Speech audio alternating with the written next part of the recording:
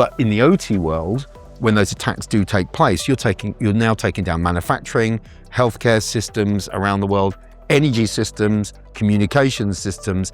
So now it's not just financial loss you're talking about, but you're talking about public safety. And that's a whole different degree of threat. It starts with assume breach. It starts with what is the impact of your system? What's the priority of your systems? And to do that, you have to know what are my systems and how do they interconnect? And that starts with an analysis of your OT environment. Operational technology is about 20 years behind the information technology.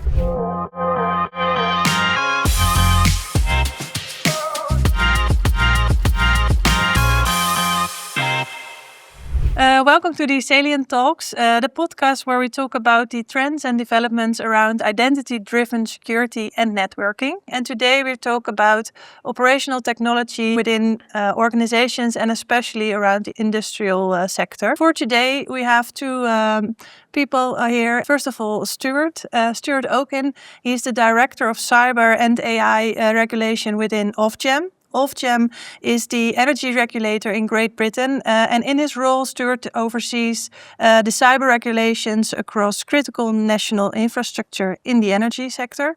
And alongside that role, you had a long career in cybersecurity, holding senior leadership roles, including Chief Information Security Advisor at Microsoft, but also a partner at Accenture. Welcome, Stuart. Next to him is our field CTO, Jos Akkermans, who is in his role advising a lot of our customers around security challenges, but also especially where we're talking about today on the OT environment. So for today, we're going to talk about the OT space. And of course, it's becoming a more challenging space because it's getting more connected, more automated, and also more data-driven. And at the same time, most of these environments are built years ago, and cybersecurity, was not really, or security was not really taken into account by building those environments. So that's where we are going to talk about. Really interested in what you're going to tell us about this. So first of all, Stuart, before we dive deep into this topic, can you please introduce yourself a bit? I think you did an excellent job introducing myself, but my name is Stuart Okin. I'm the cyber regulations. I'm responsible for cyber regulations and artificial intelligence. As you said, Ofgem, the energy regulator.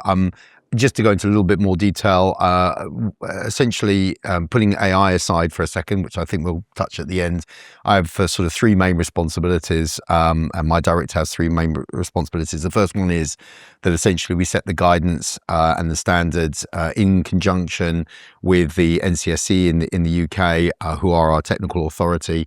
We set those standards and guidance for the industry to adhere to.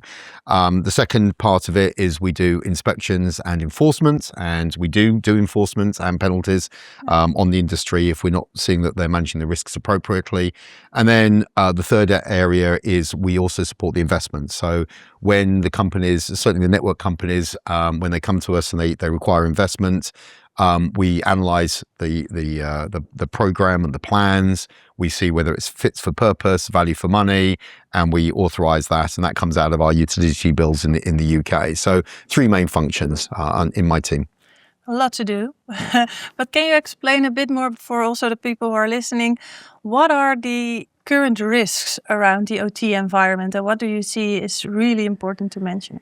So I think the first thing to say, I mean, again, your introduction was great. Many of the systems in the OT, whether this is energy, water, etc., and global in pictures, and this is not unique to the UK, was built after the sort of Second World War, and was built during the 50s, 60s, and 70s. And largely there is a perception that much of this is analog, which actually is not true. Much of it has been digitalized over time, and there's sort of overlay of digital infrastructure over the top of it, certainly during the 70s and 80s and 90s.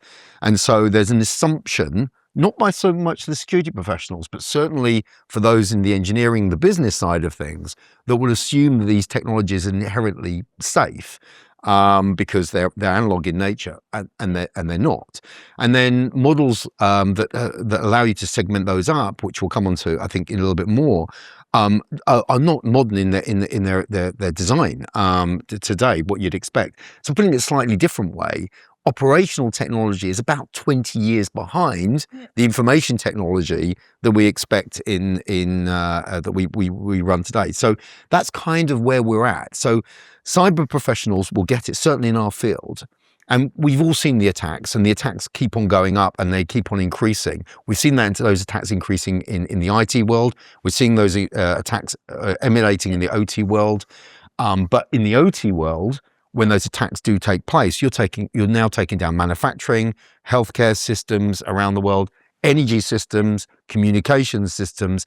So now it's not just financial loss you're talking about, but you're talking about public safety. And that's a whole different degree of threat. Yeah. And how do you see that, Jos, at our customers? Because we also have customers with OT environments. Yeah, so I fully agree with Stuart that the OT environments lag like maybe 10 or 20 years behind. And nowadays, a lot of OT organizations that have OT environments, they are looking at remote access. Because they can't have an engineer driving up and down again and again and again just to press a button.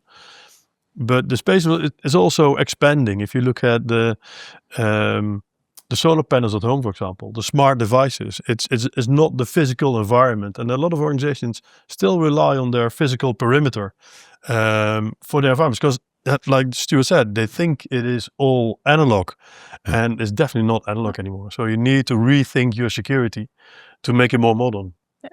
So we see quite some risks, but if you look at the regulatory point of view, what are your concerns at the moment if you talk about these risks, but also within the whole OT environment? So the regulatory environment and my concerns are obviously bringing all of the operators up to a certain standard, but also it's around the supply chain. So to bring sort of context, we've been on this sort of steady growth, and we've just picked the energy market for the world.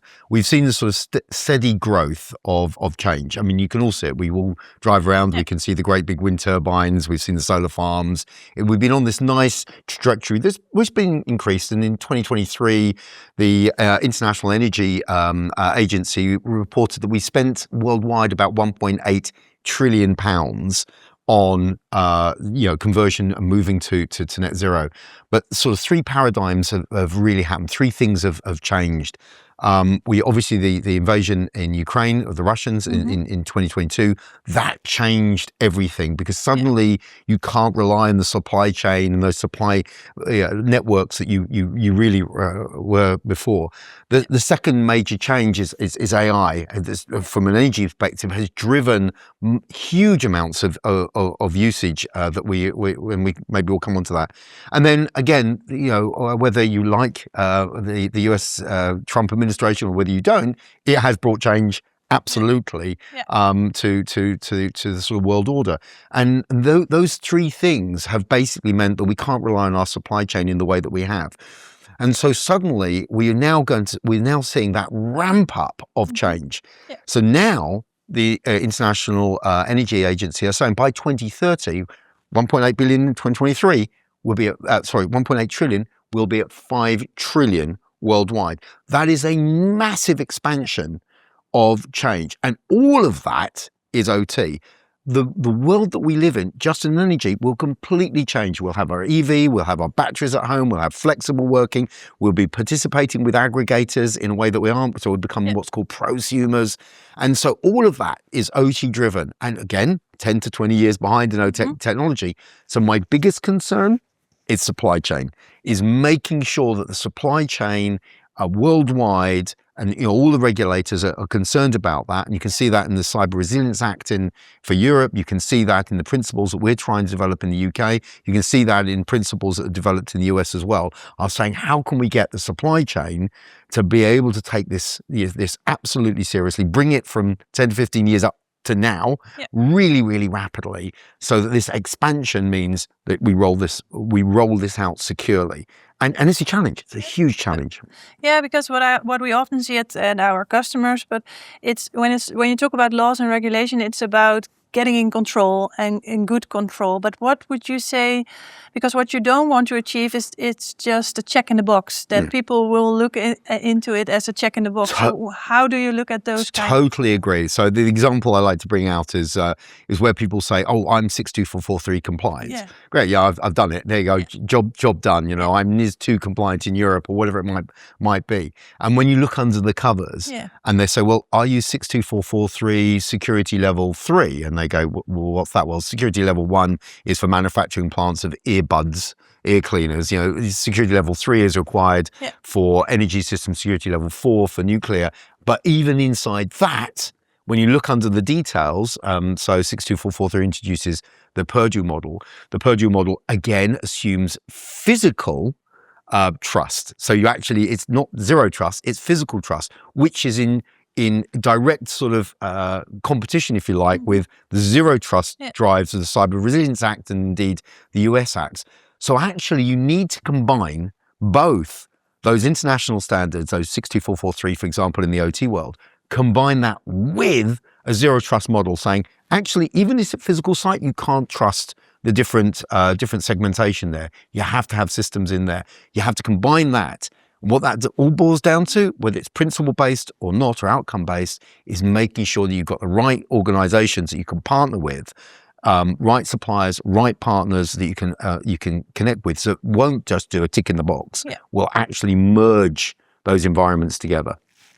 And Jos, what do you think? Because what we often see within organizations, that cybersecurity is getting a more important also in the boardroom. But do you think that the OT topic is already seen in the boardroom?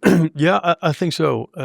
A boardroom is also a bit media driven, and I think the what happens the geopolitical environment at the moment.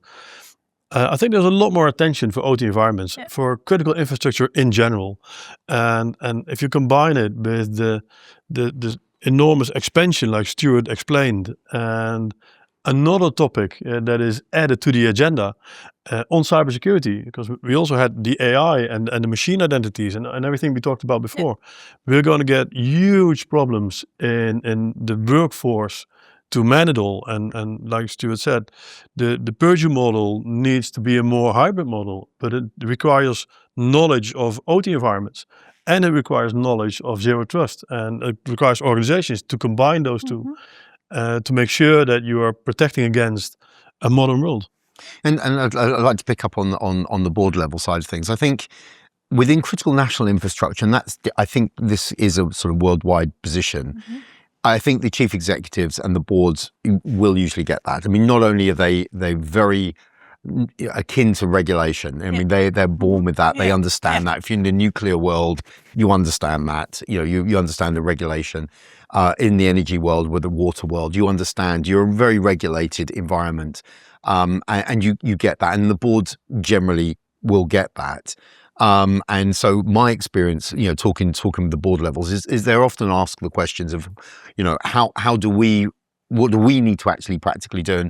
And the thing we always say is make sure you've got trusted partners, but also, you know, you should be able to do risk management very well. You treat this as risk management. You manage that risk appropriately and proportionately. In fact, that is the fundamental lines within NIS2 and the fundamental lines within NIS within the UK and NIS2 within Europe. So I think they understand that. Your problem is not so much critical national infrastructure, but as we pan up to these aggregators, within Ofgem in the UK, we've seen in the last 2 years more applicants than we've seen in the last 25 years to participate in the energy market. More applicants, more players coming in, because we're moving to this prosumer world where there's more energy companies coming inside. So it's not so much the CNI, it's actually critical national infrastructure. It's actually all the other entities that are coming in as we move from a centralized to a distributed energy, distributed water systems, we're more distributed. I mean, there's a great opportunity because theoretically you could be more resilient. Right? You can be more resilient with the distributed system. So now's the opportunity to lean in to these areas. And so I would be addressing not the CNI boards, but I'd be addressing all the other boards. What are you doing to basically lean into this topic, manage the risk? Who are your partners? don't assume the suppliers will understand it any better, but who are you partnering to make sure that, let's say your business might be quite small today, maybe you're aggregating, 50,000, 60,000, 100,000 homes, but clearly you want to be doing that for millions, and therefore you want to have security by default, not an afterthought years down the road when you run into a problem.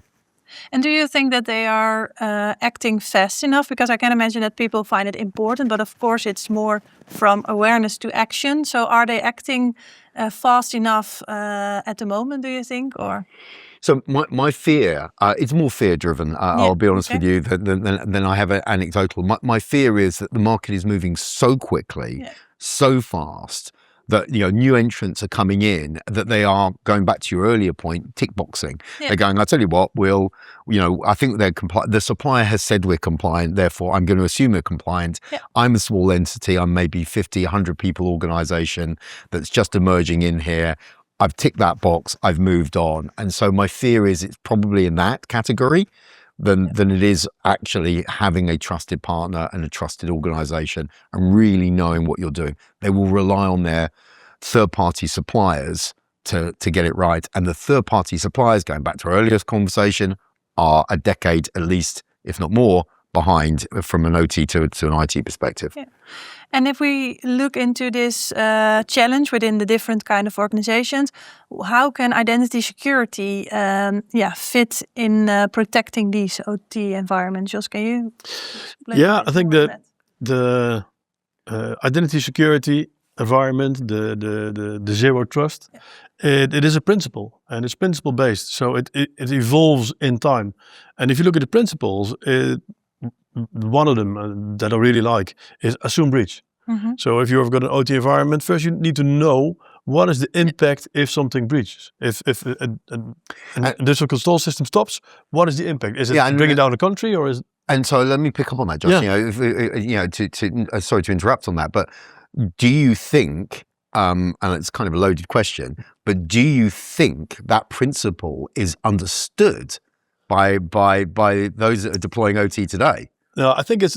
I really like the question because I don't think so. No, I think it's if you look at zero trust, it's not the assume breach part. It's the always authenticate, never trust. That's what they're focusing on. But if you look at the NCSC regulation, it starts with assume breach. It starts with what is the impact of your system? What's the priority of your systems? And to do that, you have to know what are my systems, and how do they interconnect. And that starts with an analysis of your OT environment and what do I all have and how do I prioritize within my environment. And I would pick up on that. It's my experience that assumed breach principle is not there, within any of the OT sector today. They don't assume that. They assume actually, and this goes back to the 62443 model, and again, I've got no problem with that segmentation, but it assumes trust at site. It doesn't assume breach. It's quite the opposite. It's assume, and so those are how the systems are being architected today, is assuming trust. To the point, I mean, some of the models I've seen and some of the architectural designs for new systems, have the supplier directly hooking in to level 1s and level 2s, so just above the physical layers of the purging model. So they've got direct links in and therefore that's the assumed trust level. And so they're not assuming breach, they're assuming trust. And it is very logical, because if you again look at it, that they lag 10 to 20 years behind. 20 years ago, we were building system high networking. It's once you're in, you can do everything. And then you had the Jericho Forum, and then you had the McKinsey, and then you had the zero trust principles that we have right now. So, but you can't wait another 20 years for zero trust adoption in the OT environment, because it will be like a hockey stick. It will go up, and you have to act faster. I totally agree. I often give the analogy. I'm going to stretch it a little bit, but I give the analogy. I did this only a couple of weeks ago to a couple of the board meetings. So one of the nice things about being a regulator is you get invited to the board meetings of many of these organizations. So, and again, you have to lay it out quite easily. And I said to them, imagine this, we have this castle and we have the drawbridge actually closed, fine. But if you open that drawbridge and you walk in, you've now got absolutely access to everything. All right. And that's the kind of paradigm we live in today. And that is not what we want. So we have to spell it out. So I don't think we're there yet. We haven't had that mind shift change that we absolutely need. And that mind shift change also needs to happen with the suppliers. So what I'm saying here is the supply solutions I'm seeing today assume trust. They assume trust, not that the breach has occurred.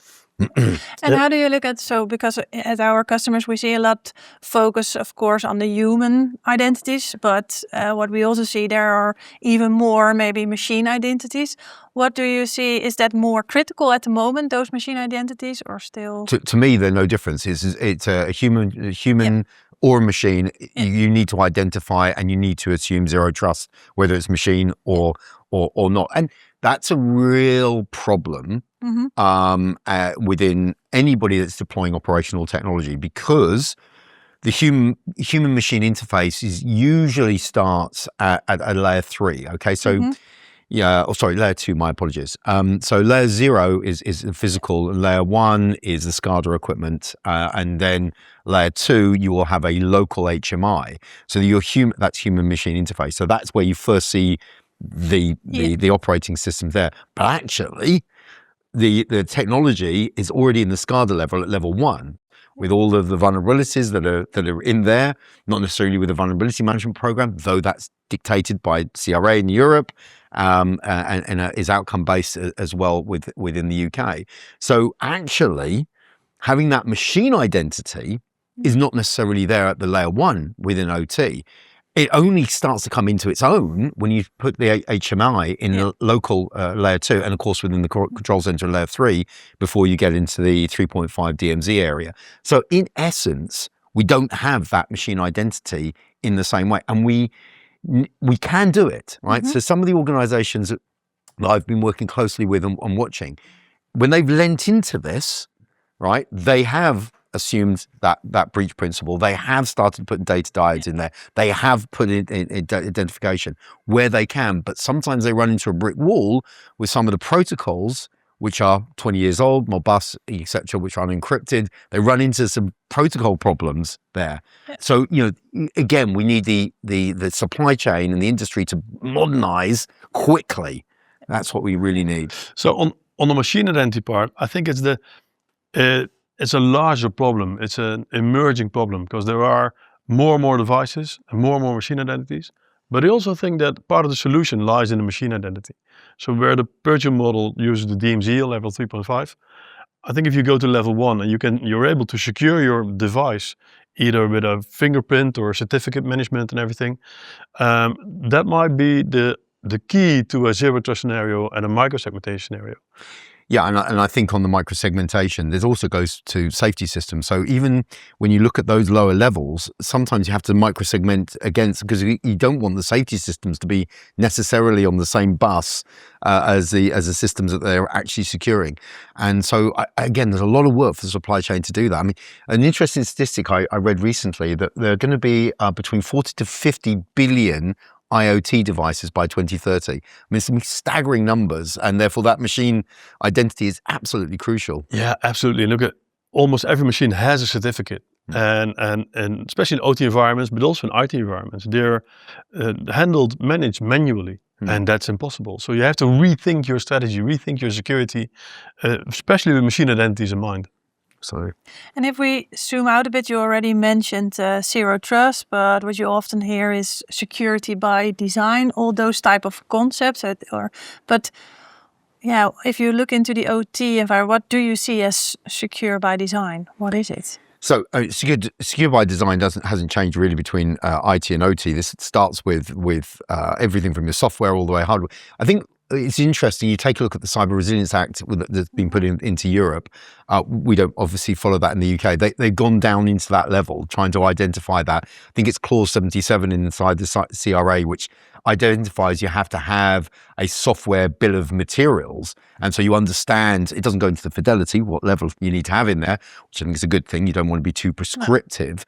But that software bill of materials gives you an idea of what components you have in there. And so security by design starts by threat modeling on your software and goes through all the normal steps you need to go to when you're developing that securely. And listen, I don't think the world needs to move back to common criteria. We were talking about this off camera. We're both of an age, clearly. We've gone through all of that, and where you wait for the government to come out with a paper that says that's exactly how you design the system and build the system, etc. And it's prescriptive in their nature because the technology is moving so quickly. You can't wait for government to develop those very specific standards. It would just take too long, and it stifles innovation. Yeah. But at a principle level, you can talk about software bill of materials or other security by design, threat modeling, all the rest of it. So I think that's where it starts. Yeah. But essentially the industry, the OT supply chain has to move at rapid rate, which is not being used to. And at the same time, it's selling at a rapid rate, Yeah. all right? Massively rapid rate because of the numbers I've just been talking about. Yeah, and I think it's, if you look at the other market trends, that as soon as the consumer market starts to evolve and there's a large demand, supply will follow. And if there's a really large demand, so as there is right now in the energy market, things will be created and security will be pushed to the back and functionality will push to the front. So it is also, I think, a high risk that security by design is a checkbox and is not being there actually. And will have the consequences of that. We'll face it maybe in 5 to 10 years, then we'll face the consequences. Unless we do something right now. Yeah. And we talked about machine identities today. We talked about identity security, but also some segmentation within networking. But if organizations are watching this podcast or were listening to this podcast, what would you advise them to do if you talk about the OT risk and everything around it? The chief executives, as I said earlier on, tend to ask that question, even in the C&I environment, and they've got some pretty good experience.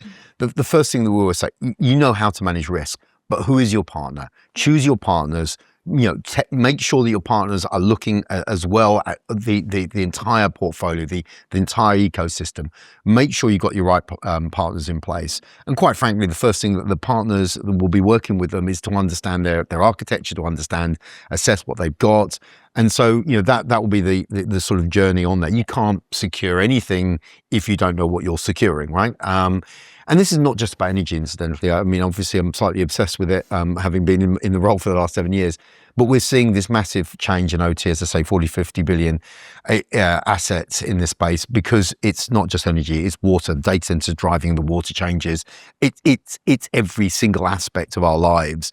And I know that we're going to probably come on to some future side of things with robotics and solid state batteries and all sorts of things. It's massively changing our world. So everything is being pulled through there. So to answer the question directly, who's your partner? Do you know what you have?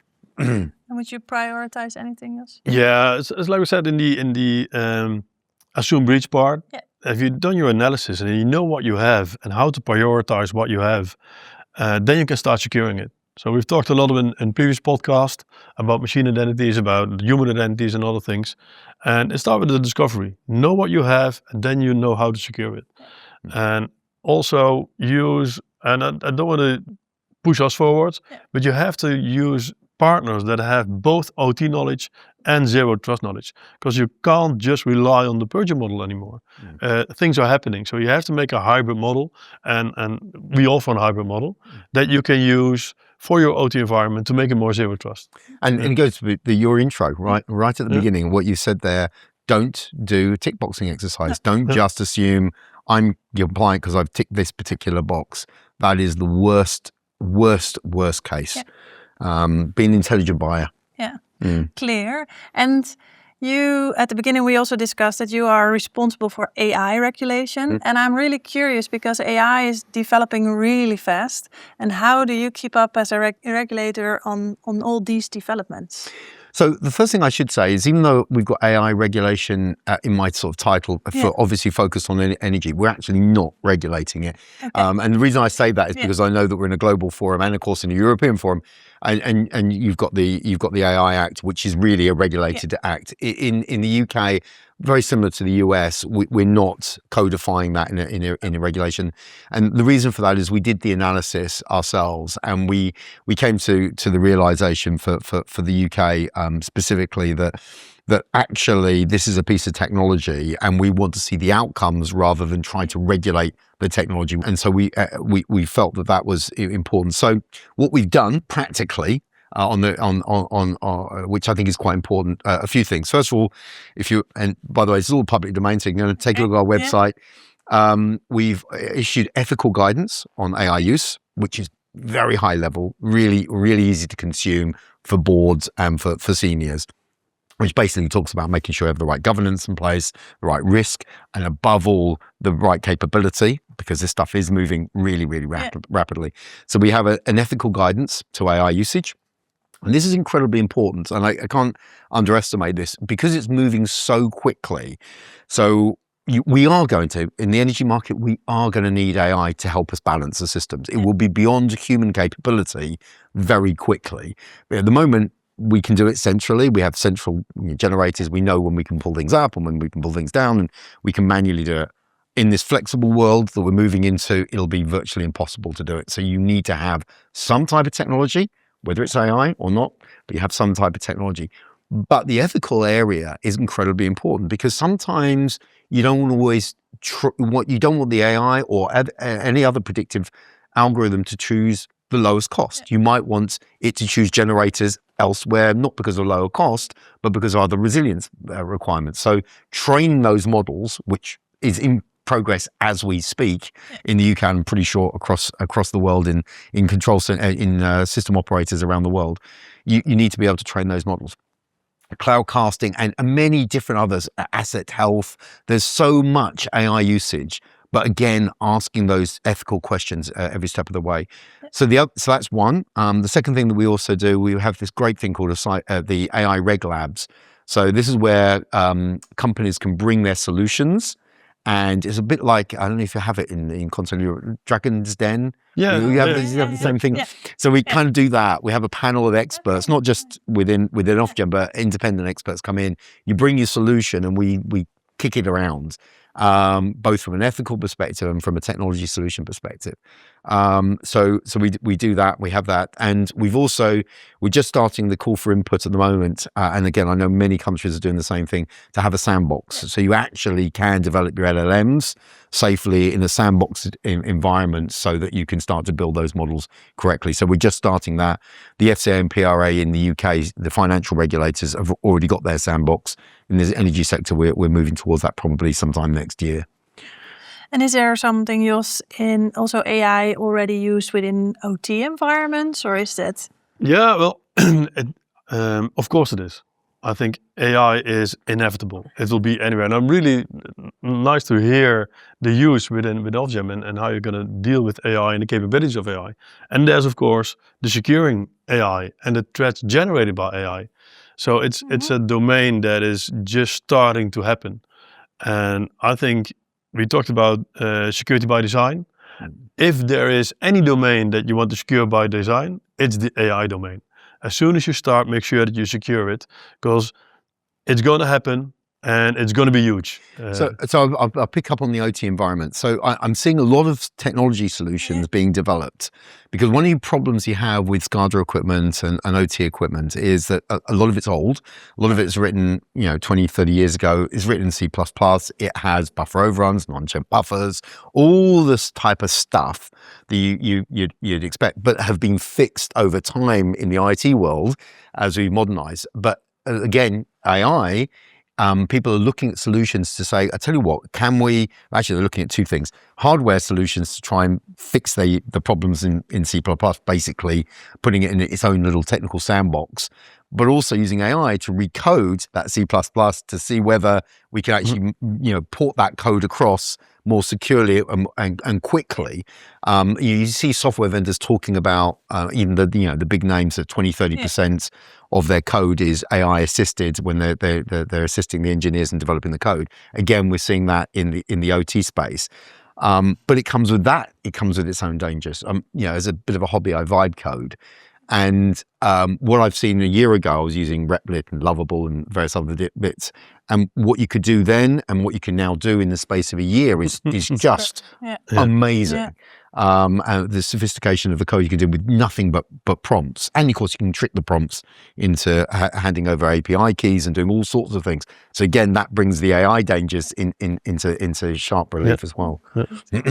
I really like the conversation with you guys about the OT environment, and it's really interesting. Are there any key takeaways or actions for the listeners or watchers that they need to take away of the conversation of today?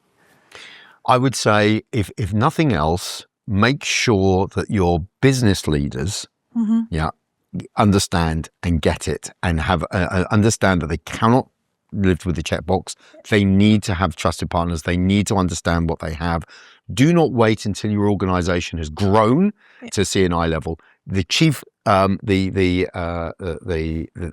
C&I, the critical national infrastructures of all the companies, the chief executives get it. They are leaning in. Generally speaking, they're leaning in. Okay, so they're already in that sort of pathway. So if you are a medium or smaller size organization, you need to be doing it now.